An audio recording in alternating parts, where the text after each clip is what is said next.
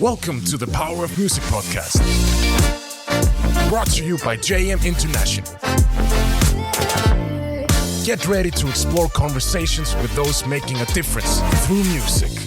Hello, and welcome everyone to the Power of Music podcast, provided to you by JMI, Jeunesse Musicale International, a global network of NGOs that empowers young people through music across all boundaries.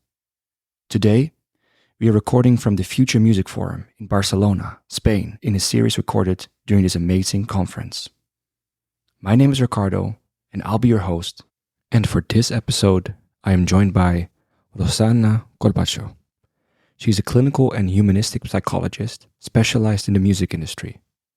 In addition to working in therapy, she has experience from various roles within the music industry that finally led her to found MI Music Industry Therapy. Thank you so much for joining us today. First, can you tell me a bit about your journey into the music industry? My journey started when I was really little, just by being connected to different music. So I'm from a little town in the middle of nowhere in South Spain, and I started listening to what my friends call weird music. So I used to be into punk, I always say the first time I thought, and I wondered, what is a music label? It was with the Aphex Twin track, Come to Daddy. That's really weird. So that was the beginning. And then I was like, what? What is this? What is this sound? I want to hear something like this. And of course, there is not much in the world as Aphex Twin, but that was the beginning. And years later, when I was around 21, I used to have like a really boring job in a bank, and I lasted 1 month and I quit and I moved to London. I couldn't speak any English. I didn't know what I was going to be doing there, but I just wanted to see what was going on in those islands where the amazing music was coming from and all the different genres and styles. So my plan wasn't to work in the music industry. That is not something that you plan when you are from the middle of nowhere. But it happened when I just landed almost. And I started going to this shop in the center, Virgin. I was just listening to music there and everything else. And they offered me a job. and I was like, are you joking? I don't speak English. And they gave me the job, and I found my way around. I learned English there, of course. And then after a while, I started working for free in different job roles from within the music industry, like press, music labels. I even ended up doing an internship in Warp Records. So that was a very exciting moment. And working at festivals and everything else. So everyone around me was a musician, or they were working in the music industry. And they were all very passionate. And that was life-giving for me. And I felt so grateful to be sharing my life and my work with people that were so passionate about what they were doing. And after a while, I started seeing the B-side of it, which was, some of my friends were struggling with creative blocks or with anxiety or tinnitus or with their relationships. And I was always suggesting they should go to a specialist. And they will say, Rosana, there is no one here. There is no specialist. Mm-hmm. And I was pretty shocked, because some of them, they will be going to kind of normal psychologists or normal doctors. And my perception was they don't really know what is this kind of job for this kind of people. Mm. Otherwise, they wouldn't suggest what they suggest. Like, don't be in places with loud music or find another job. It's like, that can trigger some more different issues. So I decided to start studying psychology because I wanted to help creatives and I wanted to help people from the music industry, because I felt, in a way, not only the passion was going to be the fuel to their careers, but also it's important that we learn how to balance that in order to keep doing what we love for longer. Mm-hmm. And that was my calling. And also I felt, in a way, studying psychology was important because the issue was so big and the industry is so huge that I didn't want to start messing with anyone's head without knowing what is the science behind everything. So it was important for me to have tools that were all science-based. And I moved back to Spain, and I was working in the biggest techno booking agency here while studying, while tour managing, while working at festivals. So my books have been around. And when I finished, they started calling me from the festivals and conferences to talk, and I started having my practice as well. And and since then, I haven't stopped working. So I'm afraid there's no shortage of work in this industry, in this field. Definitely no. So something that was important for me as a psychologist from even before I finished my degree was finding people who were doing the same thing, because I wanted to learn from them. I wanted to connect with them just to see, if I was missing anything, because in a way, being a specialist in this area was just coming from my experience working in the field and kind of observing what was going on around. So, and I am not a competitive person. I am more into the collaboration. So every time I was meeting someone, even backstage, I would be like, so how many hours did you sleep? I'm studying psychology because I want to help people in the music industry. So I call it the Forrest Gump technique. So that's why they started calling me, and I feel really grateful and connected since even before I finished my degree and master's degrees. I think that all the listeners and myself have an idea of you see a lot, like what is prevalent among musicians, but maybe you can share a bit, like what are the problems you see over and over again that musicians are facing? I feel in a way there is a difference between the musicians who want to make it, who want to be successful, and the ones who are already successful. Because the one who are studying, for example, I work with Berkeley University in Valencia, and when I tell the students, you have to work on these different triggers because otherwise when you make it, you are not going to be happy. They don't believe me. So we can start with the ones kind of working towards being a successful musician and just, earning a living. I feel in a way, again, coming to the passion, they are very passionate and very dedicated to their work. And they have a lot of relationships with people just working within the music industry or the music field. So they are very keen and very focused. So that can lead into anxiety and also competition as well, insecurities, some self-doubts and not getting to know themselves because they just want to be achieving elements for their careers. And in a way, they miss out on normal life. So they don't find any hobbies apart from music. And then when music passes from being a hobby to being your work, then there is another type of problem that starts. So once they are successful, some different kind of problems are, first, you make it and you feel guilty because you are not enjoying. And you don't even know yourself. And you don't know what else there is in life but music. So there is kind of a sense of emptiness or even substance abuse. I always say, in general population, in society, when you tell, I am a psychologist for musicians and music industry professionals, they think all the problems come because people take drugs here. And I always say, well, it's more a consequence than a cause. And of course, is very linked together.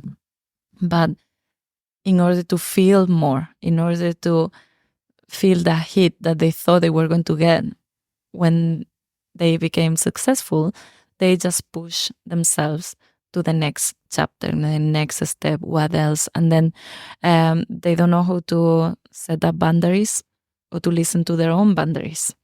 So that is, you are a slave to your work, to your label, to your manager, to your booker, to your fans, to whatever people want from you. So one of the most dangerous elements for me will be when they go from being humans with their animal needs, normal needs, relationships, rest, eating well, to being a product. And when you are a product, if you believe that the best part of you is being a product, then be careful, because that products break. Yeah. Yeah. Yeah, and especially also, like you said, I think that the creative act, like making music, is one of the most beautiful and most pure forms of being, and it's such a source of pleasure. But then if it stops being pleasurable,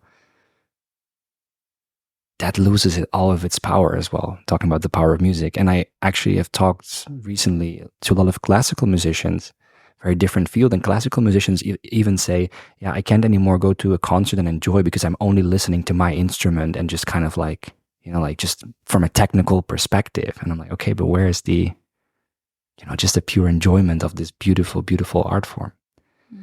And I'm glad you talk about the beginning musicians, because JMI is, as an NGO, is really kind of always working to empower young people through music. And one of the big aspects is vocational training, so helping musicians to make a living out of music. But they forget that that also comes with consequences, and that musicians need to be always aware of all these things you were just describing. And maybe you can say a bit, because I think a lot of musicians, people in general, feel a barrier of going to a therapist or going to see a coach or a psychologist. Can you say maybe a few things about when you think is the right moment to go, or a word of encouragement of when people should go? As soon as possible.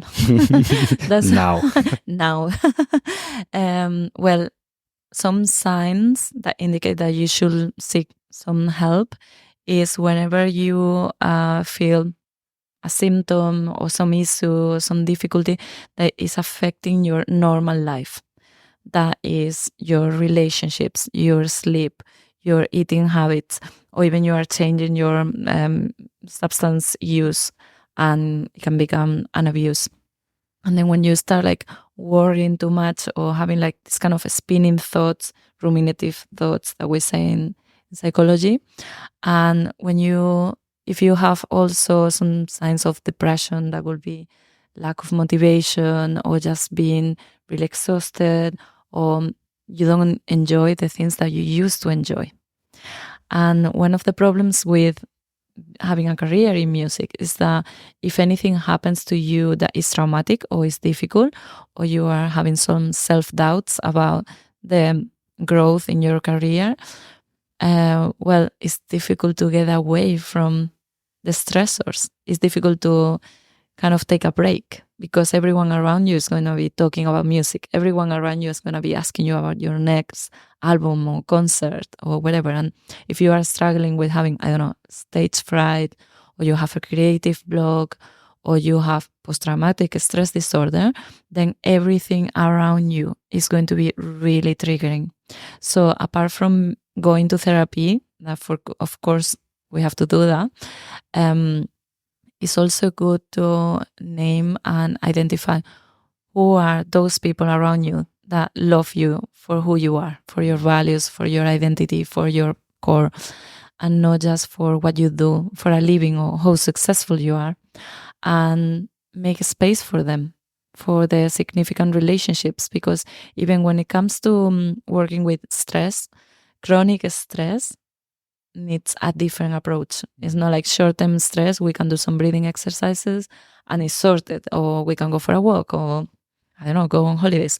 But when we are suffering from chronic stress, the only way out is through significant relationships, taking time, restructuring work, and going to therapy. So I always like to share that, because otherwise people feel guilty for not feeling better by themselves. So don't push yourself to just heal yourself, because that's not something that we need to do.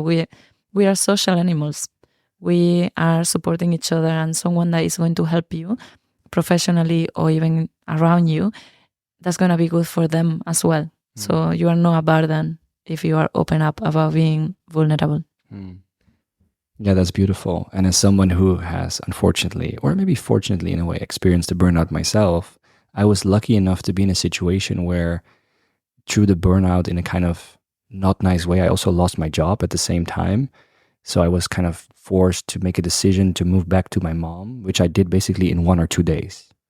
but that was a really great decision after, like, realizing after just moving back to my mom, being kind of taken care of for a little bit, having somebody to rely upon, not having to do that much. I think that for me was very important. That and going on daily walks into nature, that was very important to me, but that's personal, of course. And what did you learn about yourself, your own values, thanks to that so burnout? Much. What did you learn? What was significant? I think the most important thing was that I was doing a lot of things in my life to be seen or to feel seen, never feeling seen, by the way. That's, of course, always the paradox as well. So making wrong decisions for me, wrong decisions based on the wrong intentions. And on top of that, also being really, really, really, really bad at feeling in general, I'd say. At least certain types of feelings, but especially where my own boundaries were. And I had to do a lot of things to kind of feel that. Well, I feel you. And what is the emotion that helped you also identifying your boundaries?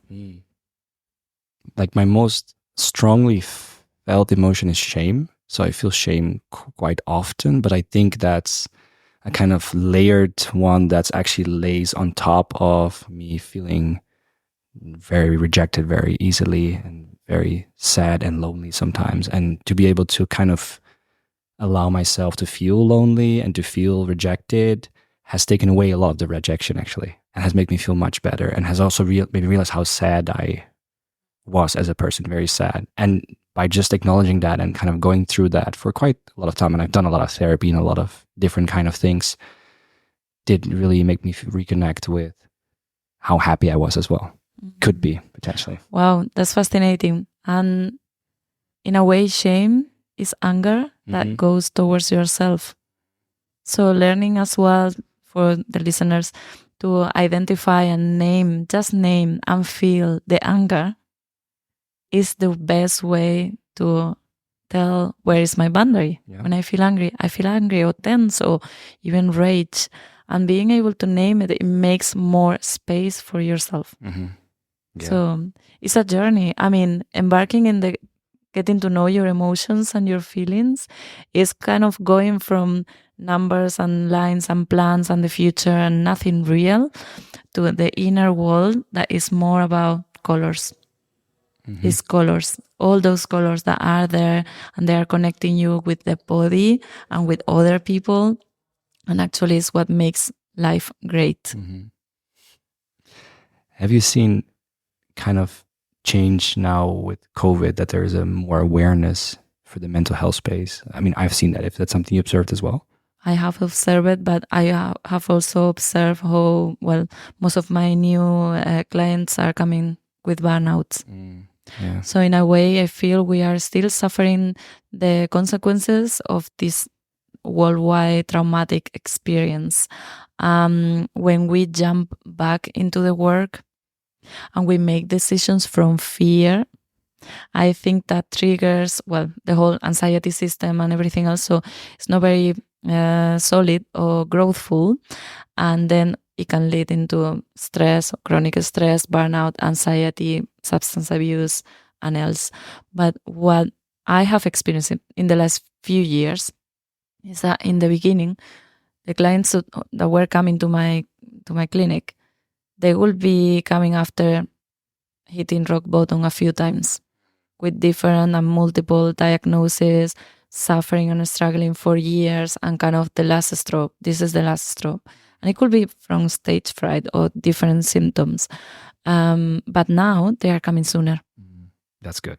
They are coming sooner, and it's so much easier. And I have to say that now I feel the perception towards psychology is changing. And it's not just about I feel sick, I go to the psychologist. There is something that is blocking me from being fully myself and from embracing my career or from experiencing my life.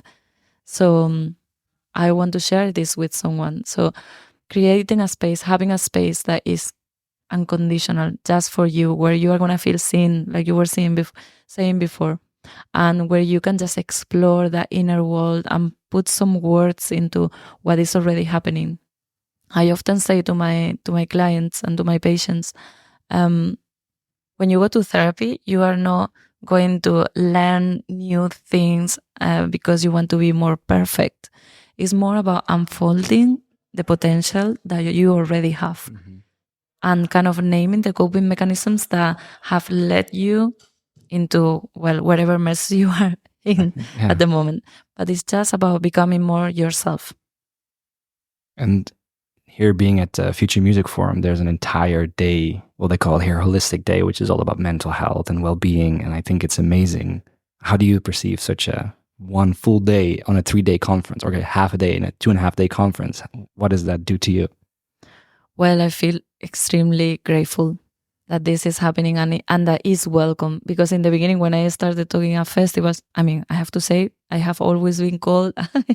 They are amazing. I feel super welcome. But in the beginning, I had like these comments on, why don't you call it something different that doesn't have psychology in it?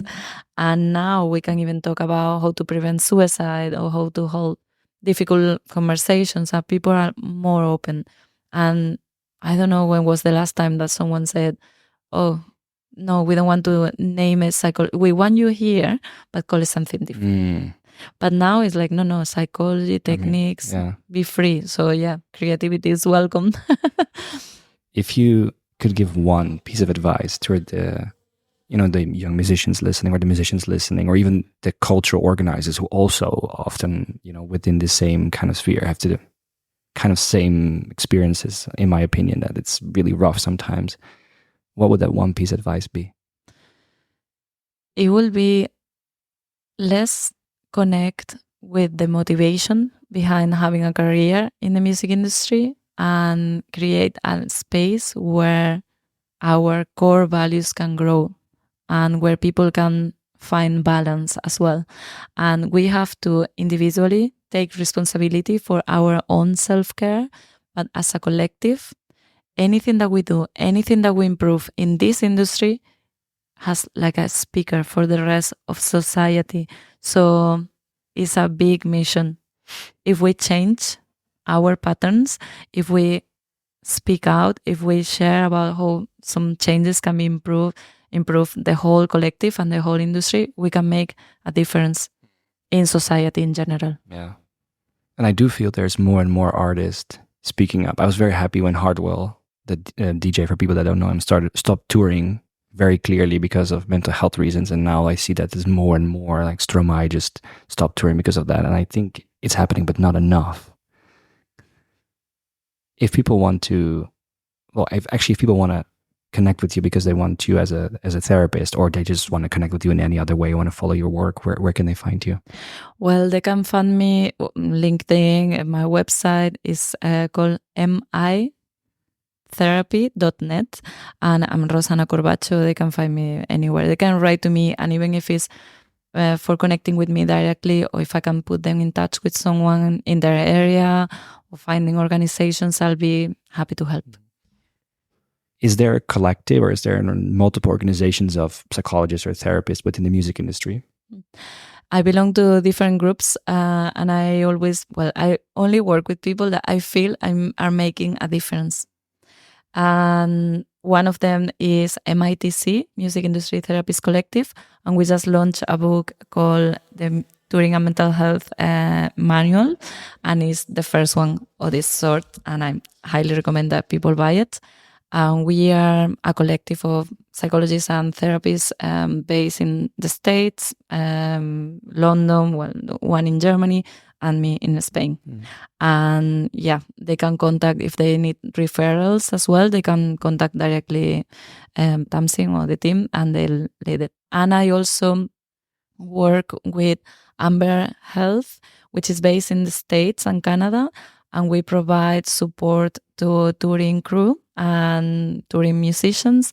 And yeah, we are doing a lot of work there with kind of the biggest tours, which I'm super passionate about, and they are doing a lot of research, and they are amazing humans. So yeah, I'm very well connected and super grateful to not be alone in this mission. Fantastic. As always, the last question: what is the power of music? Music is with us human beings has been with us before we could even use language. So it connects us in a really, really deep level. It connects us with oneself, with the rest. It stays in our collective mind and is even transcendental. So the power of music is bigger than we can even try to grasp. Thank you so much. Thank you. Thank you very much for listening. If you want more information about JM or you would like to get involved, visit www.jmi.net. At JMI, we are on a mission to make the world more musical. That's why we created Mubazar, a digital platform that helps us manage all our musical activities across 80 countries worldwide, connecting musicians with opportunities to grow both personally and professionally. If you are a music professional looking for a better way to manage and promote your music activities, check out Mubazar. Created for music organizers, by music organizers, Mubazar allows you to run music competitions, workshops, camps, auditions, masterclasses, awards, events, and much more. Mubazar offers custom application forms, payments for your activities, jury tools, translations, analytics, and more. Mubazar is fast becoming the best place for musicians to find and apply for music opportunities online, and you can sign up today for a free organizer account by going to www.mubazar.com, registering, and then requesting to upgrade to an organizer on the right-hand menu. For more info, don't hesitate to get in touch via support@mubazar.com. It would mean a lot to us if you could give us 1 minute of your time and rate and review the podcast. In case you have any suggestions or would like to be one of our next guests, feel free to reach out to us through the JMI socials.